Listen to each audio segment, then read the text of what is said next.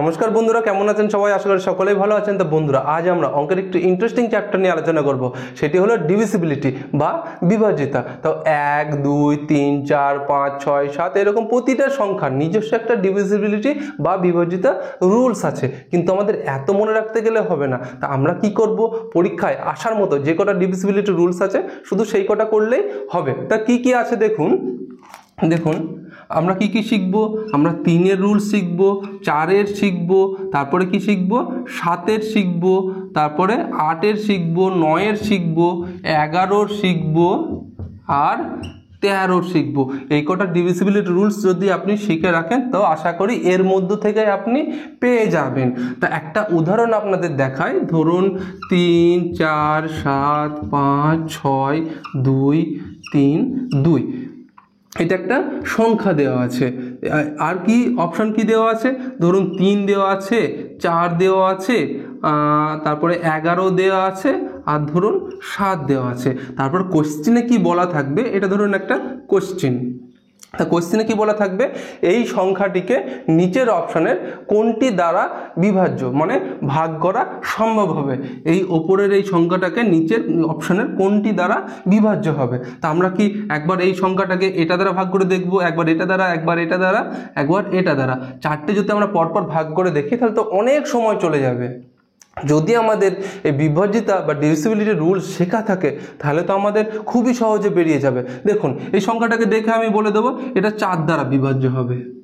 4 দ্বারা ভাগ করুন, এটাকে দেখুন মিলে যাবে। কেন করলাম সেটা শেখার জন্য আপনাদের কোশ্চেনগুলো দেখতে হবে। তাহলে চলুন ফার্স্ট কোশ্চেনটা দেখুন, তাহলে আপনি বুঝতে পারবেন যে এই রুলসগুলো কি করে অ্যাপ্লাই করতে হয়। ফার্স্ট কোয়েশ্চেনে দেখুন বন্ধুরা, তো ফার্স্ট কোয়েশ্চেনে আমরা কি শিখবো, 3-এর ডিভিসিবিলিটি রুলস বা বিভাজ্যতার নিয়ম শিখবো। তা এই গোটা একটা সংখ্যা দেওয়া আছে, তা এই সংখ্যাটাকে 3 দ্বারা ভাগ করে মিলবে কি মিলবে না সেটা আমাদের খুঁজে বার করতে হবে। তা তার নিয়ম কি আছে, এই গোটা সংখ্যাটাকে যেমন 1, তারপরে কি আছে 9, 7, 6, 8, 3, 5, 8, 3, 5 এটাকে কি আমরা এইভাবে 3 দ্বারা ভাগ করে দেখব যে মিলছে কি মিলছে না? তাহলে তো অনেক সময় চলে যাবে, তাই না? যদি আমরা এটাকে ভাগ করে 3 দিয়ে ভাগ করে দেখি তাহলে অনেক সময় চলে যাবে। তাহলে 3-এর ডিভিসিবিলিটি রুলস কি আছে সেটা আমাদের বার করলেই হয়ে যাবে। তা 3-এর ডিভিসিবিলিটি রুলস কি আছে, এই যে টোটাল সংখ্যাটা আছে তো এই সংখ্যাটাকে আমরা যোগ করে দেব। যেমন 1 আর 9 কত, 10, 10 আর 7 কত, 17, 17 আর 6 কত, 23, 23 আর 8 কত বলুন, 31, 31 আর 3 34, 34 আর 5 39। তাহলে আমরা যোগ করে কত পেলাম, 39 পেলাম। মানে আপনি এইভাবে পরপর পরপর সব যোগ করে দিন, তাহলে যোগ করে আমরা কত পাবো, 39 পাবো। সেই 39কে এবার যদি আপনি 3 দ্বারা ভাগ করে যদি মিলে যায়, দেখুন 3 দ্বারাও 39, তাহলে মিলে গেছে। তার মানে এই পুরো সংখ্যাটাকে 3 দ্বারা ভাগ করলেই মিলে যাবে। এবার আপনি ভাগ করে দেখতে পারেন যে 3 দ্বারা ভাগ করে মিলছে কিনা। তাই 3-এর ডিভিসিবিলিটি রুলস আমরা কি শিখলাম, যে পুরো সংখ্যাটাকে 3 দ্বারা ভাগ করে দেখার দরকার নাই। কি করবেন, ওই সংখ্যাগুলিকে যোগ করে দেবেন, পরপর যোগ করে দেবেন। যত হচ্ছে সেইটাকে, সেই 2 অক্ষর যে সংখ্যাটা বেরোবে সেটাকে আপনি 3 দ্বারা ভাগ করে দেখুন, তাহলেই মিলে যাবে। তাহলে আপনার কত সহজভাবে হয়ে গেল। তা এই কোয়েশ্চেনটা দেখুন, তা আমরা সেই একই রুলস অ্যাপ্লাই করব। কি করব, 5 আর 2 7, 7 আর 7 14, 14 আর 1 15, 15 আর 2 17, তাহলে 17 পেলাম। এবার আমরা কি করব, 3 দ্বারা ভাগ করে দেখব। 3 5 15, তাহলে 2 অবশিষ্ট থাকলো, তাহলে তো ভাগ করে মিললো না। তাহলে এই সংখ্যাটা ডিভিসিবিলিটি রুলস অ্যাপ্লাই হয়নি। কার? 3-এর ডিভিসিবিলিটি রুলস অ্যাপ্লাই হয়নি, কিন্তু এইটা অ্যাপ্লাই হয়েছে। তা আপনি নেক্সট কোয়েশ্চেনগুলো করুন, তাহলে দেখুন আরও সহজে আপনি বুঝতে পারবেন। এই কোয়েশ্চেনটা দেখুন, এই কোয়েশ্চেনে আমরা কি শিখবো, 4-এর ডিভিসিবিলিটি রুলস। তা 4-এর ডিভিসিবিলিটি রুলস আমরা কি করব, এই গোটা সংখ্যাটাকে 4 দ্বারা ভাগ করে দেখব, তাহলে তো অনেক সময় চলে যাবে। তাহলে এর রুলস কি আছে, শেষের যে দুটো সংখ্যা আছে 4-এর ডিভিসিবিলিটি রুলসে বলা আছে যে শেষের যে দুটো সংখ্যা আছে এই সংখ্যা দুটিকে যদি 4 দিয়ে ভাগ করা যায় আর যদি মিলেও যায় তাহলে পুরো সংখ্যাটা 4 দ্বারা ভাগ করে মিলে যাবে। দেখুন 4 12 48, তাহলে মিলছে তো, 4 বারং 48, ভাগশেষ থাকছে না, মানে মিলে যাচ্ছে। তার মানে পুরো সংখ্যাটাকে আপনি ভাগ করে দেখুন, দেখুন মিলে যাবে, কোনো ভাগশেষ বা অবশিষ্ট থাকবে না। তাহলে এই কোয়েশ্চেনটা দেখি, এই কোয়েশ্চেনে কি করব, সে আমরা শেষের দুটো সংখ্যা দেখব। শেষে কি আছে, 20 আছে।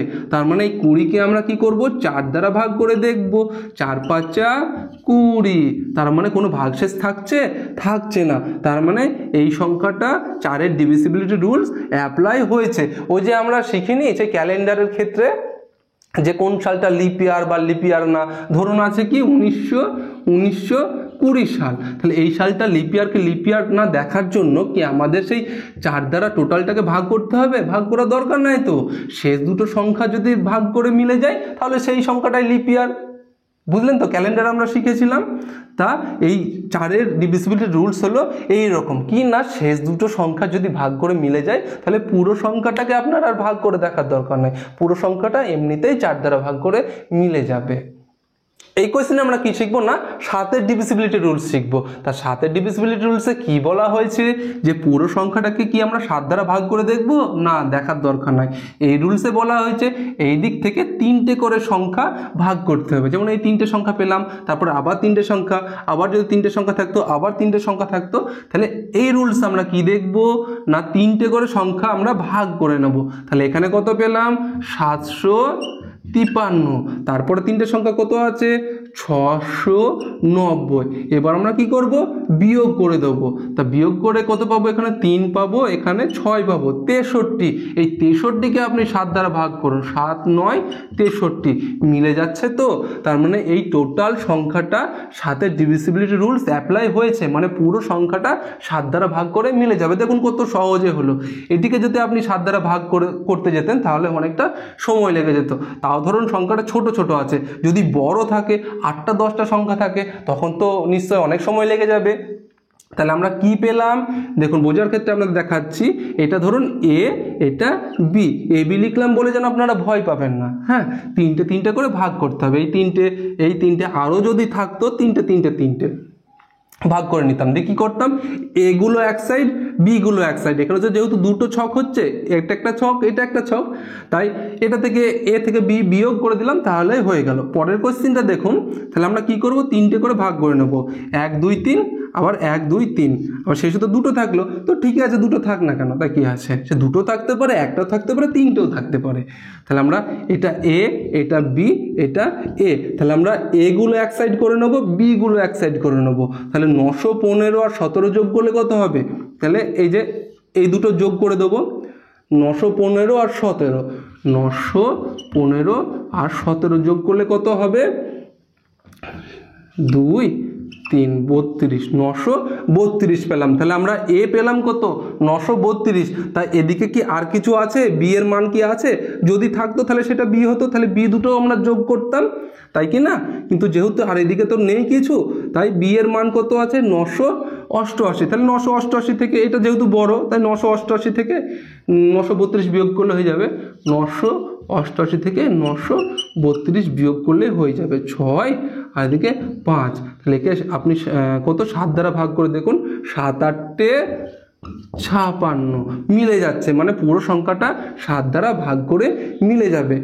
এই কোয়েশ্চেনে আমরা কি শিখবো, 8-এর ডিভিজিবিলিটি রুলস। তা 8-এর ডিভিজিবিলিটি রুলসে কি বলা হয়েছে, যে টোটাল সংখ্যাটাকে কি আমরা 8 দ্বারা ভাগ করে দেখব না, অনেক সময় চলে যাবে। তাহলে কি করব, যে শেষের 3টে সংখ্যা আমরা ভাগ করে দেখব। ওই যে 4-এর ডিভিজিবিলিটি রুলসে আমরা কি শিখেছিলাম, ধরুন একটা সংখ্যা আছে 4 5 6 8 1 2 0, ধরুন এই সংখ্যাটা আছে।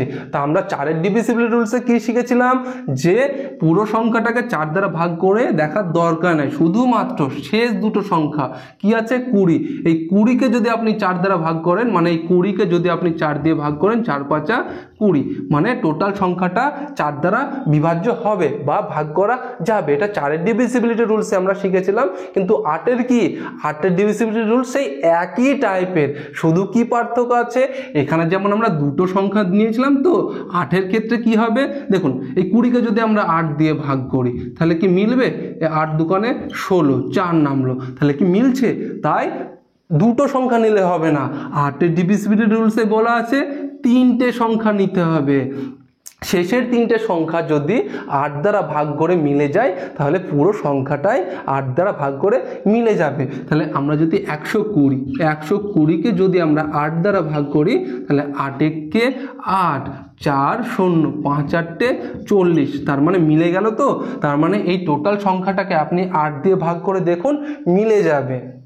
তাহলে ওটা তো আপনাদের বোঝানোর ক্ষেত্রে দেখালাম, এটা দেখুন আপনারা করে দেখুন। তার শেষের কি তিনটে সংখ্যা আছে 192, তাহলে 192কে আপনি যদি 8 দিয়ে ভাগ করে দেখুন 8 দুগুণে 16, 3 2, 4 8 32, তার মানে মিলে গেল। তো তার মানে এই পুরো সংখ্যাটাকে আপনি 8 দিয়ে ভাগ করে দেখুন মিলে যাবে। তাহলে এই সংখ্যাটাকে দেখুন, তাহলে কি করব, তিনটে সংখ্যা আপনারা এই দুটো সংখ্যা নেবেন না যেন, তাহলে কি হবে সেই 4-এর ডিভিজিবিলিটি রুলস চলে আসবে।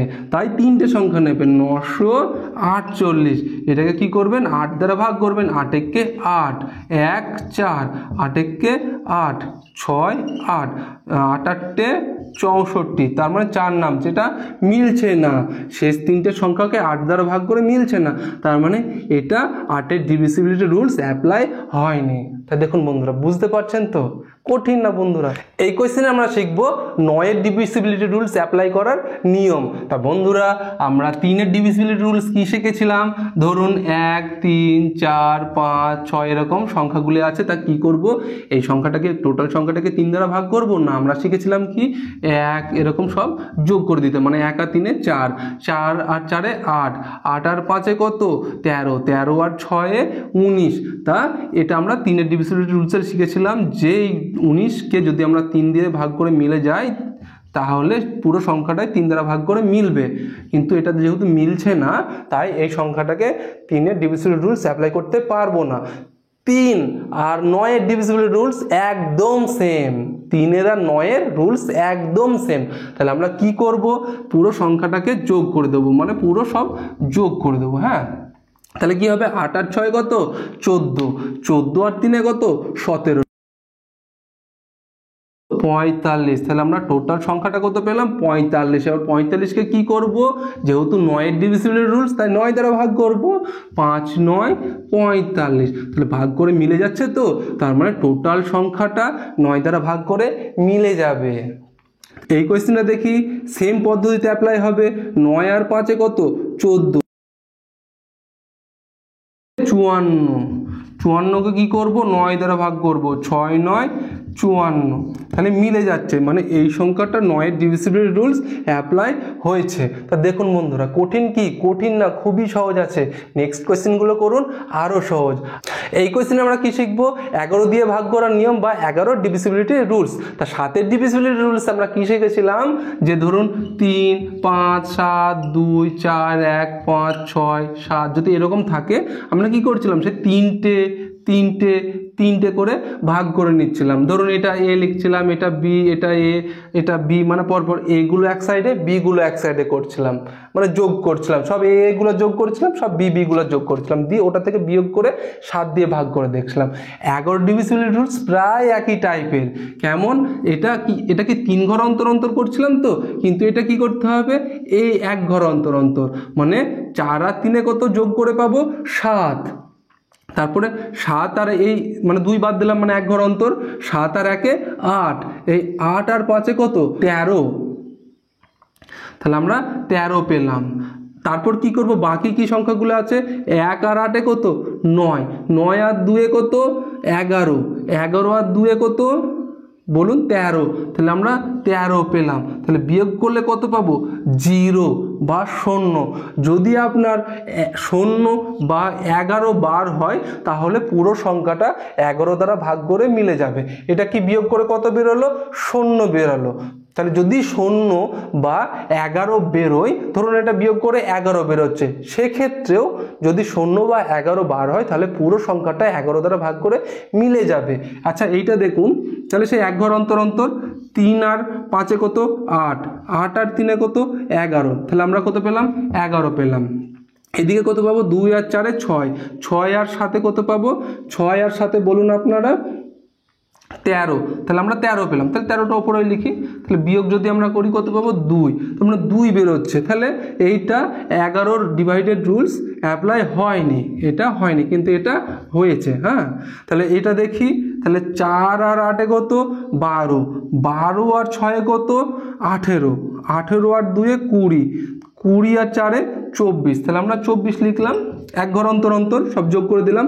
আর এদিকে কি পাবো 5 আর 3 8, 8 আর 6 কত পাবো বলুন 14, 14 আর 7 কত হবে 21, 21 আর 3 কত 24, তাহলে এদিকেও আমরা সেই 24 পেলাম। তা আমরা কত বিয়োগ করলে কত বেরোবে 0। আপনাদের বলেছি যদি 0 বা 11 বার হয় তাহলে পুরো সংখ্যাটা 11 দ্বারা ভাগ করে মিলে যাবে। এটা হচ্ছে 11 ডিভাইডেড রুলস। আর বন্ধুরা আপনাদের নেক্সট পার্টে কি করাবো, ধরুন 1 3 5 7 স্টার 2 এরকম আছে। তো ধরুন একটা কোশ্চেন এরকম দেওয়া আছে, আর বলা আছে এই স্টারের জায়গায় কোন সংখ্যা বসালে সেটা 4 দিয়ে ভাগ করা যাবে, মানে পুরো সংখ্যাটা 4 দ্বারা ভাগ করে মিলে যাবে। ধরুন আপনার অপশনে আছে কত 8 আছে, 7 আছে, 5 আছে, 6 আছে, ধরুন এরকম দেওয়া আছে।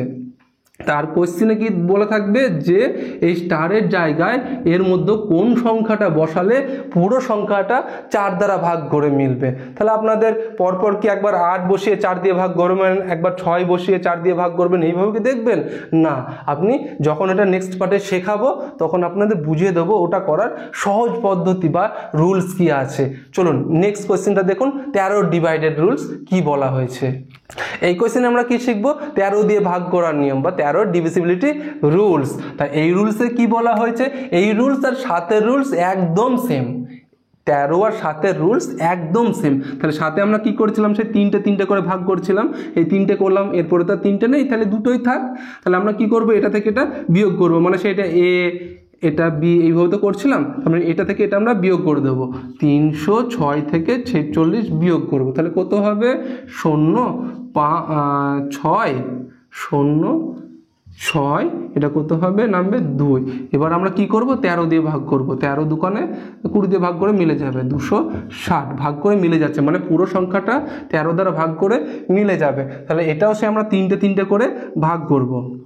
তাহলে এটা এ, এটা বি, এটা এ, আরও যদি থাকতো সেরকম করতাম। তাহলে এগুলো যোগ করে দেবো, বিগুলো যোগ করব, দিয়ে ওটা থেকে ওটা বিয়োগ করব।